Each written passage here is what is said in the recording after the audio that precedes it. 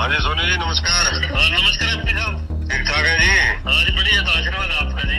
क्या बना रहे हो? बस आपके काम में लगे हुए जो आपने आदेश किए हैं जी। मेरा आदेश तो स्पष्ट है, गोपाल खन्ना जी की मदद करो बढ़िया से। कि कांग्रेस में आना है तो इन्होंने फिर क्यों कॉल्स किए खुद। और अगर ठीक है डैमेज कर भी दिया रातों रात, अगर मूड बन भी गया कांग्रेस ज्वाइन करने का, तो डैमेज अगले दिन कंट्रोल कर लेते। मेरे से क्या लड़ाई या दुश्मनी थी, लेकिन शरेआम इन्होंने स्पष्ट सामने है। अब अगर राहुल गांधी जी इनको स्टेज पे बुला के बिठाएंगे, रात को इनका लिस्ट नाम में डालेंगे, ऐसी क्या मजबूरी हो गई थी। सालों से अंदरूनी कलह और खींचतान से जूझ रही हरियाणा कांग्रेस में अब एक बार फिर घमासान मचता नजर आ रहा है। अब की बार बवाल पूर्व सांसद और पूर्व में कांग्रेस के प्रदेश अध्यक्ष रहे अशोक तंवर को लेकर है। विधायक चुनाव से एन पहले बीजेपी छोड़ कांग्रेस में घर वापसी करने वाले तंवर को जिस तरह हाईकमान की तरफ से मान सम्मान मिल रहा है, वो कुछ नेताओं को रास नहीं आ रहा, जिनमें सबसे बड़ा नाम है सिरसा से विधायक गोकुल सेतिया। सेतिया ने राहुल गांधी के तंवर प्रेम पर खुलेआम सवाल खड़े किए हैं।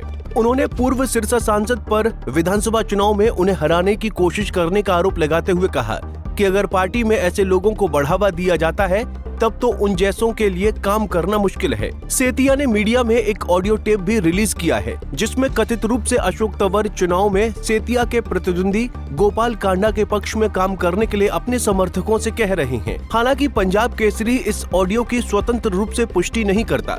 जब अशोक तंवर जी यहाँ से एमपी का चुनाव लड़े पहला, उस समय भी डट के हमने इनकी इमदाद करी, लेकिन उसके बाद इन्होंने जितने पुराने कांग्रेसी थे उनके साथ व्यवहार ठीक नहीं किया। बेशक वो मेरी फैमिली थी, बेशक वो डॉक्टर केवी सिंह जी की फैमिली, बेशक वो चौधरी अपने भरत सिंह जी की फैमिली, बेशक वो चौधरी रंजीत सिंह जी की फैमिली, सबके साथ इन्होंने ये प्रयास किया कि जो लोग इनको काटने वाले हैं उनको अपलिफ्ट करें और इनको ख़त्म करें। और इंसल्ट तो कोई नहीं सहेगा, और ख़ासकर अपने बुज़ुर्गों की।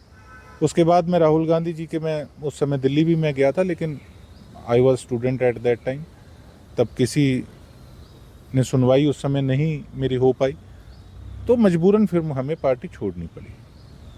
तो अगर फिर ऐसे लोगों को खुद स्टेज पे बुला के बिठाएं, जिन्होंने इस चुनाव के अंदर भी कांग्रेस पार्टी ज्वाइन तो कर ली 3-4 दिन पहले, लेकिन मैं कैंडिडेट कांग्रेस का था और शरेआम यहाँ पे मेरी खिलाफत करने का काम किया, मेरे खिलाफ। हाँ राहुल जी। हाँ जी सोनी जी नमस्कार। नमस्कार एमपी साहब। ठीक ठाक है जी। हाँ जी बढ़िया, तो आशीर्वाद आपका जी। क्या बना रहे हो? बस आपके काम में लगे हुए जो आपने आदेश किए हैं जी। मेरा आदेश तो स्पष्ट है, गोपाल खन्ना जी की मदद करो बढ़िया से।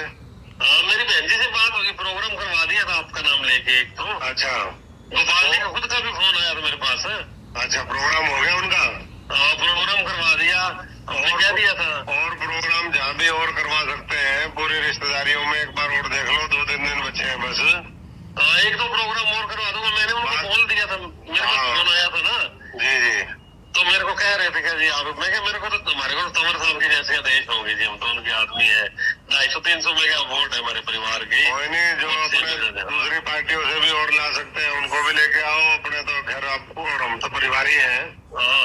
छोड़नी जी, इन्होंने पूरी मदद करी अपनी लोकसभा चुनाव में। बिल्कुल जी, लोगों को महसूस होना चाहिए कि भाई ना पूरी मजबूती से खड़े हैं। नहीं कल भी हमारी मीटिंग थी जी बाढ़ की, मैंने वहाँ भी आपका नाम ले पर फिर भी पूरा जोर लगा दो जी। जी बिल्कुल जी, आप जैसे आदेश करोगे ना जी, हम तो वैसे तैयार हैं, आगे भी तैयार रहे हमेशा, इतने साल अब भी रहेंगे जी, आगे जैसे भी आपके आदेश होता रहेगा। चलो धन्यवाद भाई साहब, मैं आऊंगा चाय पीने 1-2 दिन।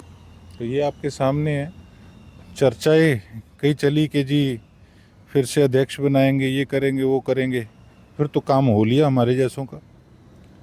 तो आप खुद सोचिए कि पार्टी ज्वाइन करने के बाद भी ये इनका रहा।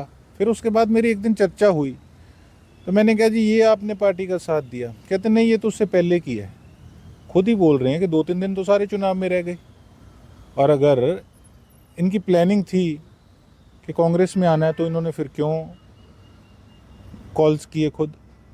और अगर ठीक है डैमेज कर भी दिया, रातों रात अगर मूड बन भी गया कांग्रेस ज्वाइन करने का, तो डैमेज अगले दिन कंट्रोल कर लेते, मेरे से क्या लड़ाई या दुश्मनी थी। लेकिन शरेआम इन्होंने स्पष्ट सामने, अब अगर राहुल गांधी जी इनको स्टेज पे बुला के बिठाएंगे, रात को इनका लिस्ट नाम में डालेंगे, ऐसी क्या मजबूरी हो गई थी। बता दें कि अशोक तंवर ने अपना सियासी सफर कांग्रेस से ही शुरू किया है। वो राहुल गांधी के युवा ब्रिगेड के अहम चेहरों में शामिल रहे हैं, जिसकी वजह से वो प्रदेश अध्यक्ष के पद पर भी पहुंचे।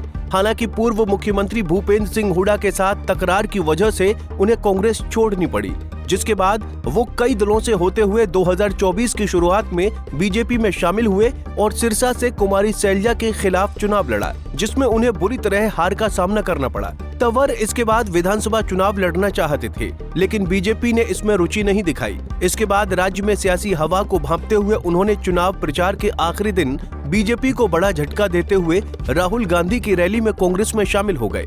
दलित समुदाय से आने वाले अशोक तंवर राहुल गांधी के मौजूदा सियासी समीकरणों में फिट बैठते हैं, इसीलिए उन्हें उन वरिष्ठ नेताओं की सूची में विशेष रूप से शामिल किया गया, जिनसे पिछले दिनों चंडीगढ़ में राहुल गांधी ने बंद कमरे में चर्चा की थी। तंवर के फिर से प्रदेश अध्यक्ष बनाए जाने की चर्चा भी सियासी हलकों में है, जिससे कांग्रेस के ही कुछ नेता असहज हैं। सिरसा विधायक गोकुल सेतिया ने तो इसे खुलेआम जाहिर भी कर दिया। अब ऐसे में देखना होगा कि राहुल गांधी आने वाले दिनों में अशोक तंवर को लेकर क्या फैसला लेते हैं। Bureau report, Punjab Kesari TV. हमसे जुड़े रहने के लिए हमारे YouTube चैनल को सब्सक्राइब करें और नई वीडियो की नोटिफिकेशन के लिए बेल आइकॉन को दबाएं। अगर आप ये वीडियो Facebook पर देख रहे हैं तो लाइक जरूर करें और ज्यादा से ज्यादा शेयर करें। धन्यवाद।